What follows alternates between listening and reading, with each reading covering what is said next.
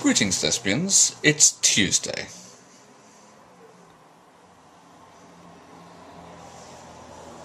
I'm sorry I haven't made a video for 2 weeks, but there's been this sort of giant glowy ball thing up in the sky that's been rather captivating.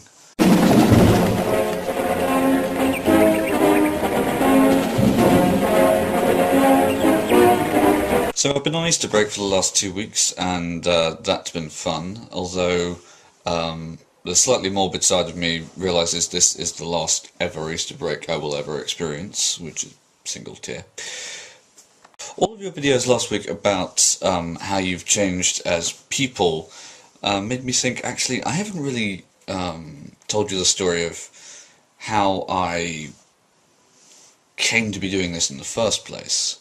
One of the biggest changes and the biggest lessons I learned in my life in recent years was when I auditioned for drama school the first time and I didn't get in.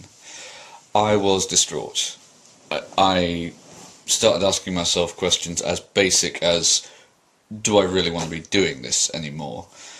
And of course the answer was yes, but what I realised I had been doing is that I had thought of things too linearly.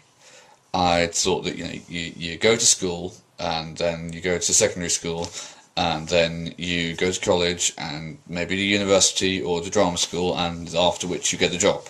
It was the linear progression, that was how things worked, and that's what I'd planned to do. And then suddenly when this avenue of advancement was closed off to me, I panicked. I thought, well, if I can't do that, what can I do? And the lesson it taught me was that the path to success is not often a straight line. As clichéic as that sounds, it was an important lesson to learn.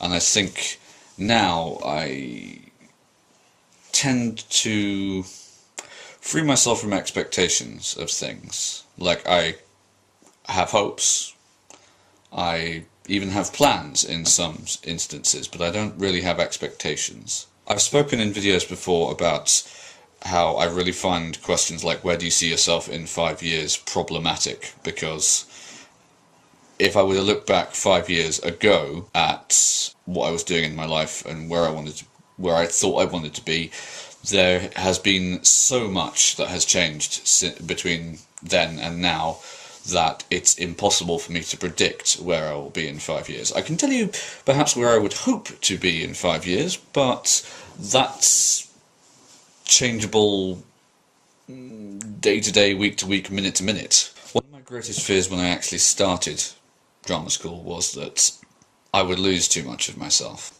In dedicating myself to the thing that I wanted to do for a living and for the rest of my life, I would lose everything else.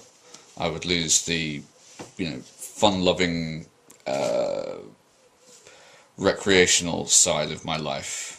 My ability to chat with friends who are outside of the industry, my ability to socialise online, go to gatherings, that kind of thing. I was worried I'd lose all that. I have now, thankfully, got a happy medium, but I can't pretend I'm not looking forward to that changing again and having a bit more free time, at least for a while, when I leave. Do I think I've grown up in the time I've been at Signet? A little, I suppose. But I think, if anything, the biggest lesson I've learnt over the last 3 or 4 years has been, don't expect things. Don't assume things that will happen. Much is made of the fact that the performing arts is not ever really a steady job unless you're very lucky, and that there's no real job security in it. But the thing I realised is that even if you take somebody who goes to school, works very hard, gets a good job, a mortgage, a family, all of that stuff, and has, superficially quite a bit of financial and social stability in their life, even if it's perhaps a little bit less likely, it can still all be taken away in an instant. And I think those in the performing arts and professions like it are just more at home with that reality than many, I think. I have been very, very bad at this. But I'm back in for rehearsals tomorrow, and the first of 2 showcase shows open a week on Wednesday, so wish me luck for that. I'll try and get back into a regular vlogging schedule, as everybody else has done. And Mary, I'll see you tomorrow.